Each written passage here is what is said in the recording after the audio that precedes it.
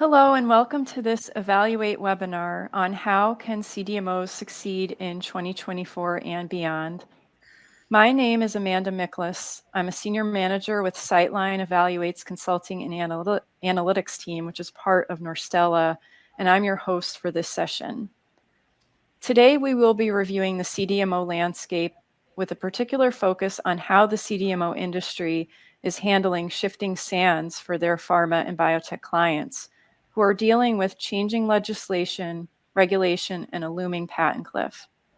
We'll also discuss what's driving growth in the CDMO market and where there are the most opportunities for CDMOs to be successful in 2024 and in the future.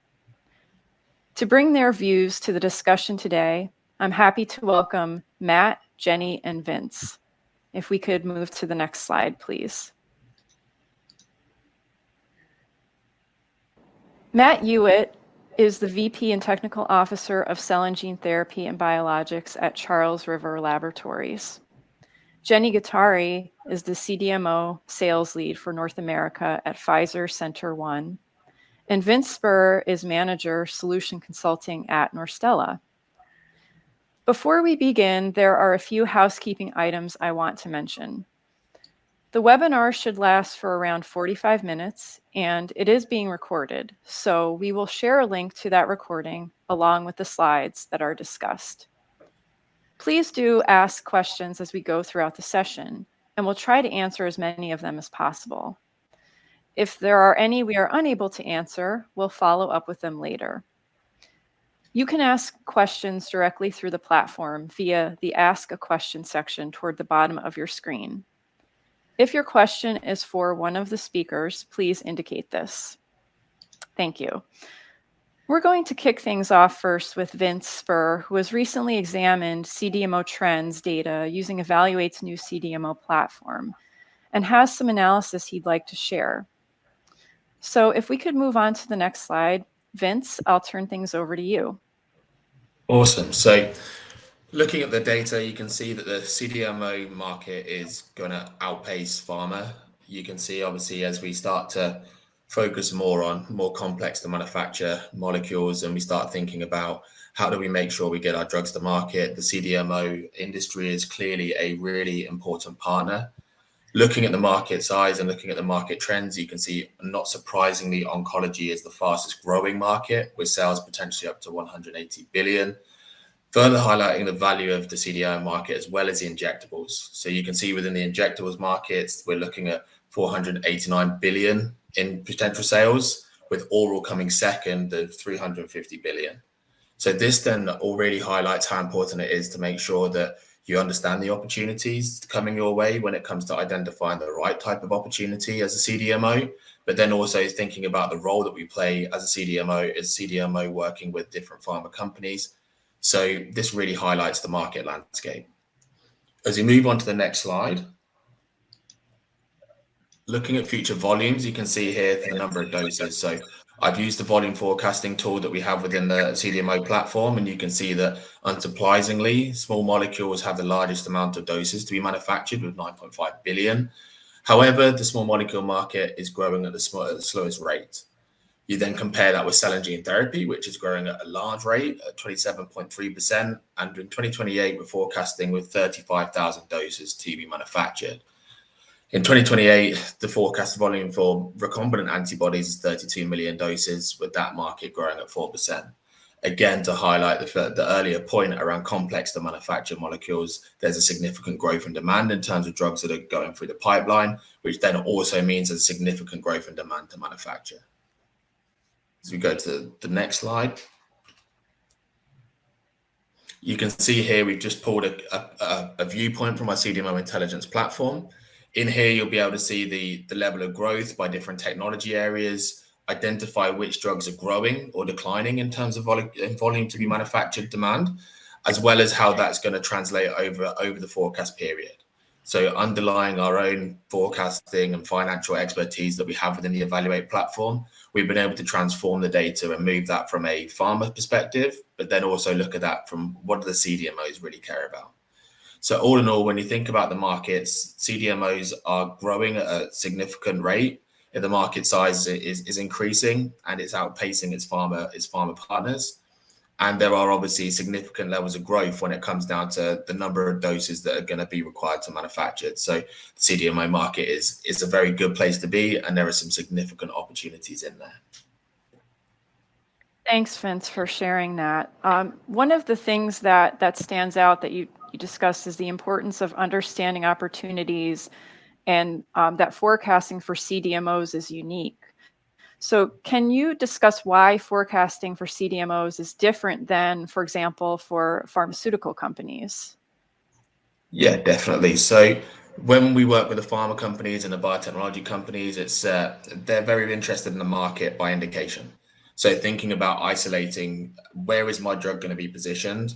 What is when I'm looking at key drugs that are already marketed, what's the split between this indication that I might be playing in versus other indications that I might not be? So the level of understanding of the patient and the indication is really key for the pharma biotechs. However, when we work with the CDMOs, we're less focused on the role of the indication and more focused on the role of the technology. So if I'm doing my strategy and I'm thinking about, do I open a new plant in a different location? Do we go down an M&A route? It's less about the indication growth. It's more about the technology growth. It's more about thinking about, is there going to be enough supply to meet the demand, right? Like, is there going to be enough demand that we think we can actually go after that marketplace? So when we think about our solutions and our technology for the CDMO space, we transformed our forecast to be thinking less about the indications and more about the technology, whilst also using our strengths, so using our consensus forecast data that gives us a really nice understanding of what the future revenue perspective will be. And how do you think data like this, data that you've showcased from the CDMO platform, can be used for competitive intelligence, and why do you think that's important for the CDMO market? When it comes down to strategy decisions, you've got to be thinking about, can I really use data to support my assumptions? So we really want to understand who are our customers working with, and the challenge with CDMO competitive intelligence historically has been that how difficult it is to get from the public domain. So a lot of people are thinking about, how do I actually understand what facilities a particular CDMO might have? Or if I'm thinking about competing bids for a different molecule, I might know exactly who my competition are, but what do they bring to the table? Who are they working with? And where are we stronger and where are we different?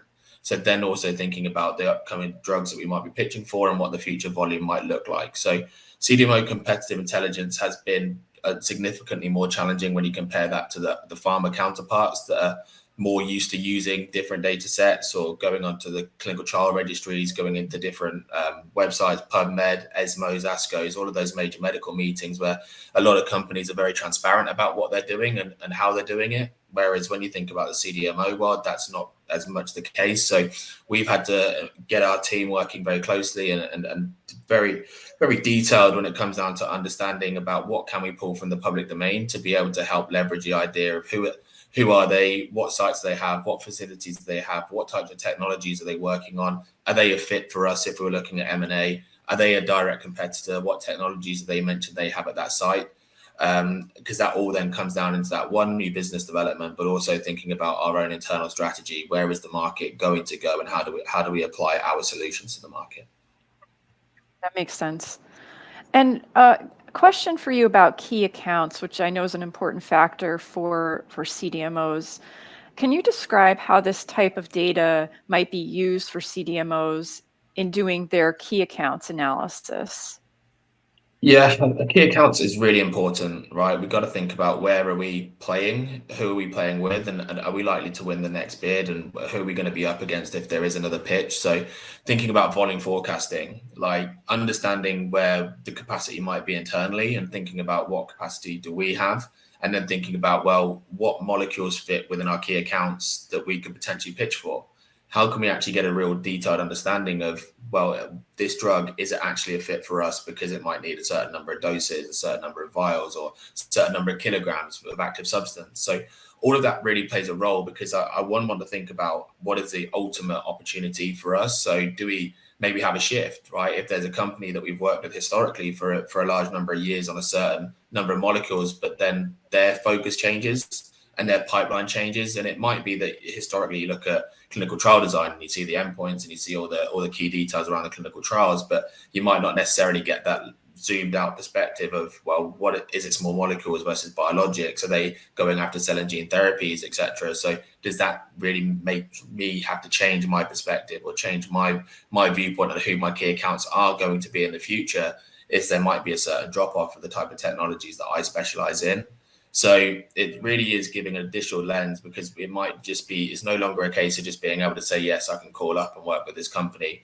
It's really thinking about, can we add different layers of strategy to who we are reaching out to, how we're reaching out to them, what products we're pitching for, and then how we really communicate our value as a true partner to that individual pharma company. So there's a lot of work goes into that key account analysis from the type of people that we speak to, because it really is thinking about how do we make sure that we're spending our time speaking to the right companies at the right time, because timing is obviously key for business development, but then also making sure that we've got the right resources, the right sales teams in the right places for those different, for us, in order to make sure that we're getting the right level of cost per acquisition of new customer. Yeah, thanks, Vince. It's really interesting to hear your insights and to see how valuable this data can be in the industry. So thanks again for sharing that. In the next portion, we'll move on to the discussion. And thank you again, Matt and Jenny and Vince, for joining us.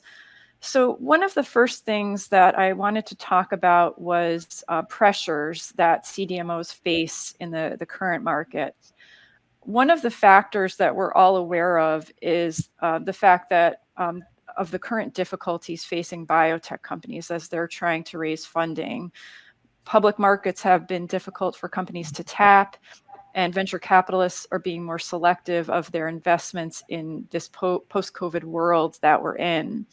So to start with, can you talk about any of the downstream effects that you're facing as CDMOs, meaning downstream effects of difficult financing environments for your CDMO clients?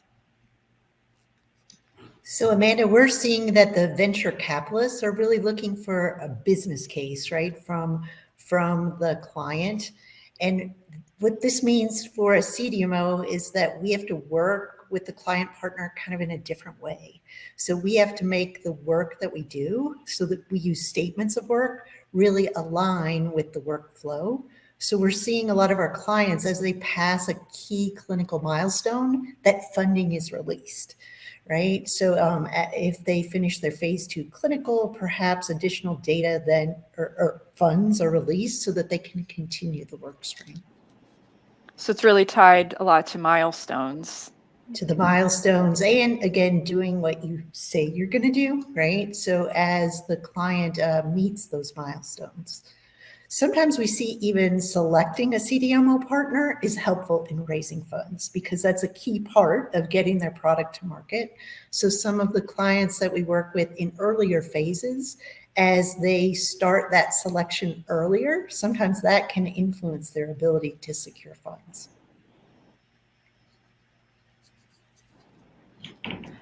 And what are the best practices for working with the cash flow requirements of your customers?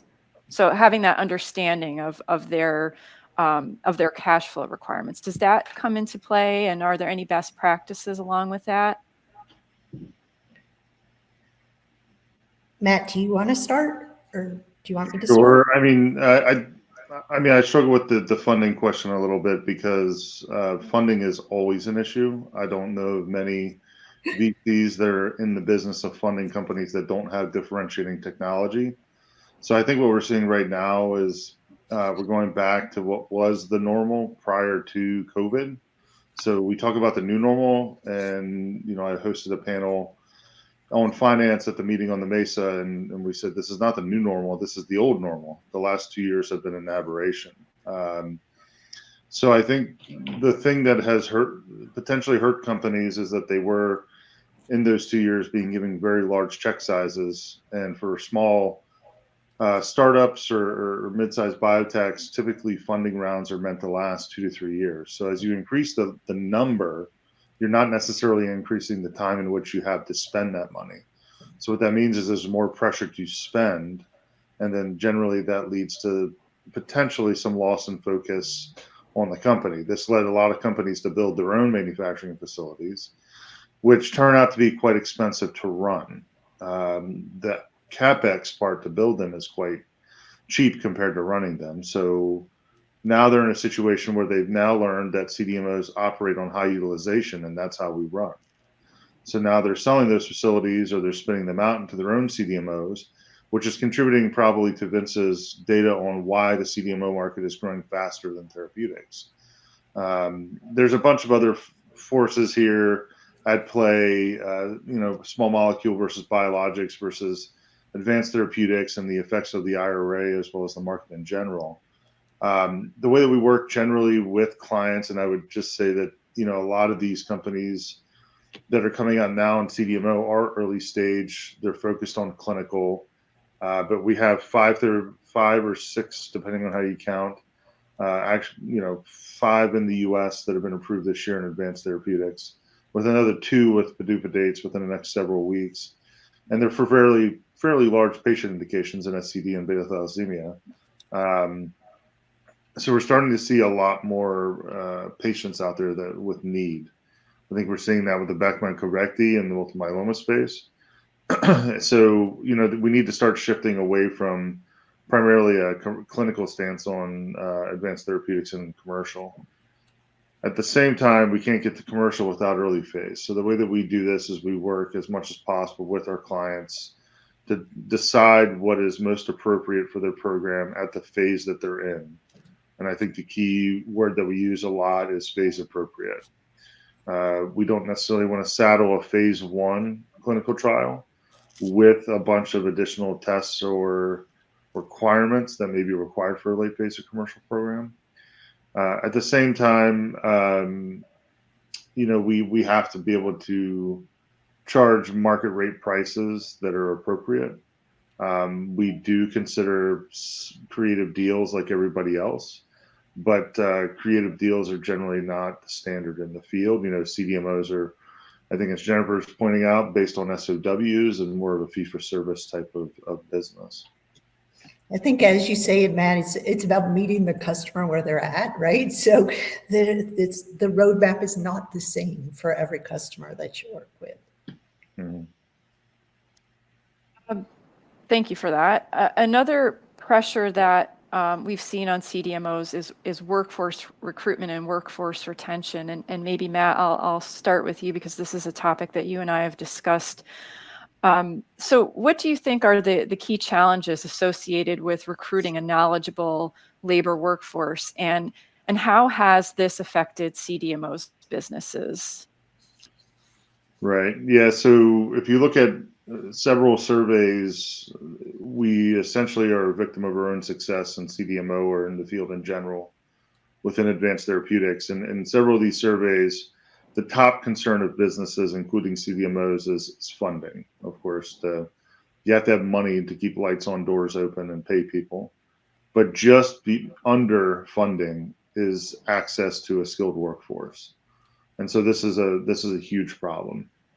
I think in the CDMO, when we look at the distribution of employees by degree type, generally we're hovering around 3.5 to 4% of our employees have a 2-year associate's degree or below. I think what we have done over the course of 20, 30, 40 years is decide that a good manufacturing practices environment or GMP environment requires a 4-year degree.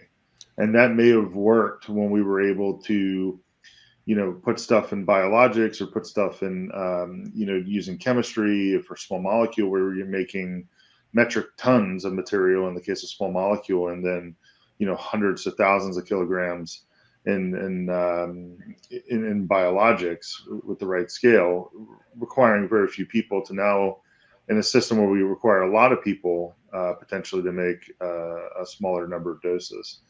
So what we have focused on here is trying to figure out what are the key skills that we actually need to make folks useful within a GMP environment. And a lot of times this boils down to 3 things for us. One is the ability to get in and out of a facility, the ability to do aseptic technique, and the understanding of basic cell culture. This does not require a 4-year degree. So we have already started the process of reducing the degree requirements for GMP manufacturing associates to 2 years, and in several years, I would like to eliminate that altogether, the degree requirement. This gives us the access to a much larger pool of applicants and potential people to work with us. I don't believe this is any different than going to LabCorp or Quest Diagnostics here in the US, where generally you're required to take drug tests for employment. And the folks that are running your drug tests and your requirement depends on it, or your employment depends on it, generally don't have 4-year degrees. These are folks with high school diploma. So I don't see how, doing this is any different. I think with the proper training, which is always required on site, I mean, there's a ton of on-the-job training that's required to step into these suites. We can put these people in a position to be successful and build some loyalty with folks so they're not sticking around for just 18 months to 2 years. And Matt, have you seen that come to reality? So, for example, have you actually reduced the requirement to the 2-year degree, and have you seen that translate into a larger applicant pool and a larger workforce, or has that not yet been implemented? We have, and we do. So we've been hiring folks based on this for some time. And then the other thing that we have is still 4-year degrees and advanced degrees are still going to be important in this space. I'm not saying that we're going to move away from that, certainly. But we have run internship programs as well. We currently do. The last one we ran, we have 17 spots open. We had over 250 applicants. We had people drive in from as far away as 5 hours one way. So, clearly young people want to be a part of this field. They feel like they're making a difference and that they're helping people directly by making these therapies. I think we need to continue to spread that message that you are making a difference and we are helping patients directly. And this is a patient-centric organization, and I think we'll continue to be successful there. Yeah, that's great news. Jenny, any thoughts from you on challenges with workforce recruitment or workforce retention? The only thing I would add to what Matt said is we found by partnering with the universities and technical colleges, that's helped, right, to build that pipeline. And as Matt said, really focusing on those aseptic areas, the differentiators can get them productive sooner. And as he said, right, if you can touch a patient life, that appeals, and that helps us attract and retain employees. Great. And how do you balance workforce training requirements and the time needed to train up people, that ramp up time? How do you balance that with the need to be ready? In other words, to be on deck as soon as possible, as soon as the client signs? I mean, I think you have some wiggle room most times because when a client signs, they generally are not going directly into GMP. I'd say that's extremely rare, and if it does happen, it comes with a heightened level of risk because you're talking about putting many times fairly complex processing into GMP cold without any team on your side having experience with it. And I would say that the thing about a GMP environment is that you cannot pick which days you want to do GMP processing or not. If you are walking into a GMP environment, it is a GMP environment. So generally there is some ramp time, if you will, up to GMP when you're doing at least some feasibility to assure that you have a successful tech transfer. So the definition of a successful tech transfer is that you can get the same results as the client in their setting, because obviously you're basing your manufacturing off of what their past experience is. So we do have some time there. I would say that it takes upwards of 6 months typically to train folks. There are ways to get this going more quickly. If you're bringing in, say, a commercial program, then there are certain kind of risk shares that can be taken on to bring in additional people very quickly. But when we're talking about something like a phase 1, say in cell therapy, it's probably going to take you 3 to 6 months just to dose your first 3 patients between screening, pauses between dosing patients, and the other intricacies of getting a cell therapy program up and running.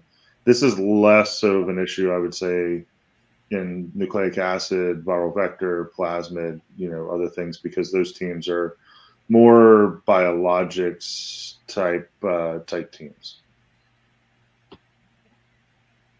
Along those lines, something that you mentioned earlier, Matt, so more and more companies that are being founded are starting up with a virtual requirement, and they're conducting tech transfer activities a lot earlier than we've traditionally seen several years ago.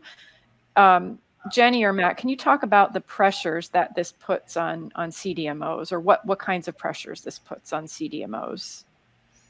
So as you mentioned, Amanda, previously our clients were looking to add maybe a second source, right? So they were later closer to that commercial space. So we've expanded our development services offerings so that we can help them earlier in the process. And for us, I think this is better because we feel like we can influence it. So instead of at the end of the process where we were trying to add value, now we can add it up front with them. So if it's in their analytical methods, right, or the scale up, by doing that early at the clinical phase, it allows us to get more successful through the commercial phase. And again, at the end of the day, it's all about getting that medicine to the patient. Yeah, I mean, I think that early tech transfer is always good. A lot of it depends on what you're tech transferring. Run into various different scenarios here. If you're asking for something like a plasmid DNA or viral vector, that's in the context of easy versus hard, that is more on the easier side, because those are platform technologies that we're typically employing. So when you look at the difference between program to program, it's certainly like an 80-20 or more like a 90-10 principle, because you're using a platform process and adding in the gene of interest from this particular client. In cell therapy, that is generally flipped, because all the different processes are generally quite unique in their own right. Again, rightfully so, because that's why they're being funded. It does make it a little bit more complex to do tech transfer. I would say that the early saying in this field is the process is the product. And maybe that was useful at the beginning of this 5 years ago, 6 years ago. This has now, in my opinion, become the enemy, because what that actually means is that you have nuance or tribal knowledge that is held by specific operators that know how to run your process. If that's the case, you will have great difficulty tech transferring that process anywhere, not just a CDMO. And I would say that the trust relationship between clients and CDMOs is quite complex. I like to say that we have to prove ourselves almost daily to our clients. And they generally fall back to that they know this process well. Of course they do. They've been spending years developing this process. But the key to a good check transfer is to ensure that there is no nuance. There is no tribal knowledge. There is no knowledge that a company that has been doing this for several years believe is common sense, when really it's only common sense to them because they've been doing it for several years. So that's the kind of things that we are trying to root out in cell therapy. There are various ways you can do this. I think the most common way is by implementing some form of automation, because the automation ultimately ends up rooting out the nuance, because mostly you're standardizing a lot of these steps. I think the other thing is to really have a good tech transfer process with the CDMO, with knowledgeable people. One other way that we've done this in the past is if we have a somewhat standard, and really no such thing, but say a somewhat standard CAR T process, and it's an early phase virtual company, we'll say, don't bother transferring us a process. We can build your process. Let's have a quick conversation about how much automation you want to put into your process right now. And then we have done enough of these that we will build your process. Send us your analytics, your flow panels for immune phenotyping, anything you have on potency, but we can also help you develop that. And then we'll go from there. And that way we can build a process that we believe is scalable and tech transferable to anywhere. Great, thank you. So we've talked about pressures and we've talked about challenges that CDMOs face. So I'd like to now move on to client CDMO relationship building and what that means for success. So Jenny and Matt, what do you think are the key success factors for building strong relationships with your customers? I think it's again meeting the customer where they're at. So not all customers want or need the same thing. And you need to make it seamless and painless for the customer. So we find sometimes when our customers give us a request for proposal, they've forgotten things, right? So we always try to respond to the request for proposal, but sometimes it's going beyond that request for proposal. So telling them things perhaps they didn't think about or other options, right? That may, as Matt said, make that process more robust. So I think, as he said, it's building that strong relationship, right, and nurturing them along the way. So our role is to help them think about things that they haven't thought about previously. I think initially it's establishing trust on several levels. The primary one being that staff that you have that's technical knows and understands their process and their problems. There's a very good reason for this, again, because a lot of these companies, when they come in, are venture backed. I would say this applies to any of them, but I would say more acutely in the venture backed companies, because these are companies whose success depends upon getting to certain milestones, as Jennifer alluded to earlier. I mean, funding comes in tranches. And I have seen certain companies that have planned to go into a phase 3, and then as they're unblinding their phase 2, the results aren't what they expected, and ultimately that affects whether or not they can access their next tranche of funding. Mm-hmm. And that can be a very scary time, and I've been there myself in startups in the past. So I think that building the trust from the fact that your teams understand their process, they know how to manufacture this. It can be a double-edged sword at the same time, because this is an extremely competitive field. So I've had instances where folks say, I'm doing something in allogeneic NK cells. Have you ever done that? And you say, yes, we've done several programs, and we have one or two that are currently active. And then they immediately ask, well, who is it? And are you going to share my information with my competitor? And we have to quite quickly explain that that is not the business we're in, because if we were, we wouldn't be in business very long. So, I mean, CDMOs are fully agnostic. We do not share business. And I will say, as talented as my manufacturing associates are, they're generally not doing corporate espionage on their spare time. But I do think building the technical trust is key, because if you're building these processes over several years, you don't want to give them to a novice. This is why our business development function is critically important, of course, but what's as important is making sure that the technical folks are involved early on, so that they can establish trust with the client early. If you had to give suggestions to prospective clients, what should they be asking for out of a CDMO partner? And have you found that to be different than what they have been asking for? Kind of going back a little bit to what you were saying, Jenny, about the going beyond what's in the RFP.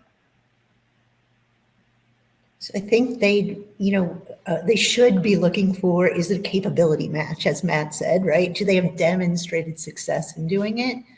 I think what they may not have always thought about previously, and is important, is their capacity match. So can they take my volume and not bump me somewhere else? Is there transparent communication? And probably very important, is there a single point of contact? Because again, it's reducing that complexity for them in the work that they're doing. Is there technical expertise in resolving problems? And we've recently had customers ask us about light speed behaviors. So it's something that we practiced in COVID, and can we share that, right? So to get their medicine to the patient even faster. Yeah, I mean, I agree with all those points. I think those are all key things that we're looking at. I think on the RFP side, we see all different things. I see 1-pagers, 2-pagers, and I've seen upwards of 80 to 90 pages. And I can tell you exactly how much LN2 capacity that we have on our GMP site for cell, vector, and plasmid, because we've been asked that. And so these do get very, very granular sometimes. I would say some of the key things that I would say the companies is really think about, especially if you're early stage, as I mentioned before, do you actually want to transfer a process? Many times it's easier for my teams to build them from scratch and faster because we have the expertise and knowledge. We can help you. I think the other thing they need to think about is similar to what Jennifer said around capacity. Can a CDMO carry you through commercial? We do get somewhat, I would say, routine questions around inspections. Have we been inspected before? We are commercially licensed at our GMP facility for cell. We just underwent several other inspections for other programs. So, that's important because this is a field where no one wants to be first, but everybody wants to be second. So, you want to ensure that if you're looking for those capabilities. Now, some companies are deciding that they may want to do somewhat of a CDMO 2-step where they go to one CDMO for the early phase activities because they feel like they get a certain level of service that they might not get elsewhere. I would kind of dispel the rumors that we treat clients differently depending on their size and funding status. We treat everybody the same. I would say that our first commercial product is not with a large pharma. Our second commercial product was developed by a smaller company, but is being commercialized by a larger pharma. Our third one is going to be a smaller pharma. Our fourth one is going to be a smaller pharma. This is not a field where it's a requirement to be, big pharma in order to get to commercial. So, we do treat everybody the same. And that is very prevalent in this field to believe that we will bump you for somebody else. So they go to a smaller CDMO. That's fine. Just know that, some of those smaller CDMOs have no intention of going to pivotal or commercial. So what that means is you will have to undertake another tech transfer to another CDMO that has that capacity to take you to commercial. And that comes with inherent risk, cost, and time that's needed to do that. Yeah. Great, thanks. So we're coming close to time, and I want to make sure we have time for this one last question, which is talking about the future and what success means in 2024 and beyond. So how do you think that CDMOs can be successful in 2024 and going into the future? In other words, preparing for some of these advanced modalities that you've discussed, Matt, and also successfully recruiting personnel who have the proper experience. So just understanding what you think are the key success factors for being successful as a CDMO in the future. I think it's really the patient first mentality, right? So if the patient is core to everything that you're doing, the decisions are easy. I think CDMOs have to become more agile, right? So they have to be flexible. As Matt said, what we did before isn't going to get us where we need to go. And I think it's the reliance on specialists in the area of supplies. We learned from COVID some of those challenges, right? As well as regulatory, because the landscape continues to evolve. So I think that customers are looking for help in that area of navigating the regulatory complexity. Yeah, I would agree. I mean, I think the for 2024, the focus should be, I mean, in general for CDMOs, I think, we try to focus on getting a lot of our programs to commercial. I think that's always the key. And because that way it's two-sided. So we certainly are extremely patient-centric, and we deal with autologous allogeneic therapies, viral vectors, nucleic acids. They are out there to help patients. And that's why myself and our teams do this, is because we want to see programs get to clinic and ultimately commercial. When we get to commercial, it changes, because now you have to actually do this. You actually have to help patients, right? You have a defined population that is addressable, and then you have a market penetration that you're shooting for. I think what we've seen is that in the case of autologous therapies, we may need to think about different models. And I think that that is where we are really pushing forward and nudging the regulators pretty hard. So if you've been paying attention for the last several months, at the ICT North America meeting in September, FDA made the first public presentation talking about decentralized manufacturing. They had done a white paper on this earlier this year as part of their FRAME initiative, which is kind of bringing together different stakeholders to talk about innovative manufacturing methods. But this was the first time they've spoken about it publicly. They've since spoken about it several other times. If you look at other things like the Horizon survey from CRB, the thing that people are looking for, whether you're a CDMO, small, medium, or large pharma, is on topics like decentralized manufacturing, is you're looking for consistent and regular guidance from the regulators on how to do this. We have these discussions all the time. I bring up innovative things all the time to the regulators, and the common refrain I get is, well, write a risk assessment. This is risk-based. And I tell them, me writing a risk assessment and you accepting one are two different things. And nobody in CDMO is going to write a risk assessment for something fairly new that is fairly risky, that is, getting accepted by a regulator on inspection. So we are pushing forward with working with the regulators. We need to continue to do so if this field is going to reach its full potential. Great, thanks. So I think we have time for just one audience question, which has come in, and it's around deal making. And the question is around whether or not there is pressure in the CDMO industry for further M&A consolidation.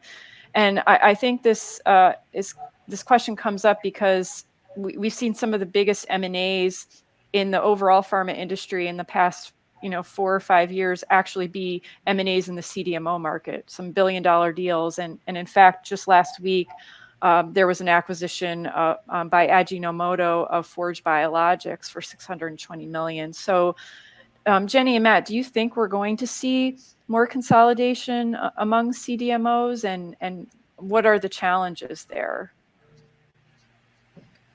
I think there is going to be continued consolidation. I think we have to think of it as an opportunity to collaborate or to bond, right? So we call it an ecosystem. So we don't have to be good at everything, right? But by building the ecosystem, again, we can help get that product to the patient, which is why we're all here, right? So I think it's really not trying to be good at everything, but knowing what you're good at and then building the ecosystem so that you can advance the product through the commercial stage and, again, to reach that patient. Yeah, I think we'll continue to see consolidation through M&A. We've seen a lot of new CDMOs be born in the last several years. I think we'll have to see how those CDMOs perform. But in the case of, Jennifer and I think we both work for companies that are public, produce revenue, and are profitable. So, we are not dependent upon the whims of venture capital or private equity. And so I think that is ultimately going to decide how these businesses do. CDMOs, again, operate on high utilization. So if you are at a low utilization with decent capacity, then you may end up being eventually an attractive target for strategic capacity expansion for one of the larger folks. I don't think that's too hard to connect the dots there. I think that's likely what's going to happen a good bit is, it's very expensive and time consuming to build a new facility. You have to have extreme patience. It's 3 years to build, a year to stand up, and then another year or two to start putting significant revenue out of something like that. So if you're going and presenting that to a board, you're essentially asking for 5 to 6 years.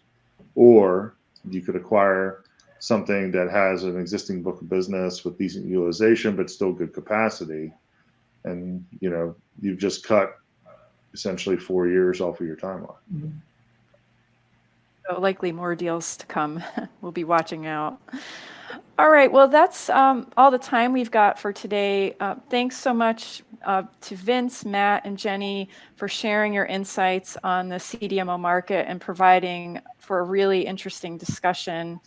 And thank all of you for joining us and submitting your questions. For any questions that we didn't answer, we will be in touch with those soon. If you'd like to speak to us further, please drop a note into the Q&A and we will reach out to you shortly. We will send along the full recording of the webinar soon, along with any slides that we shared, so do keep an eye out. And we hope to see you soon on the next Evaluate webinar. Thank you.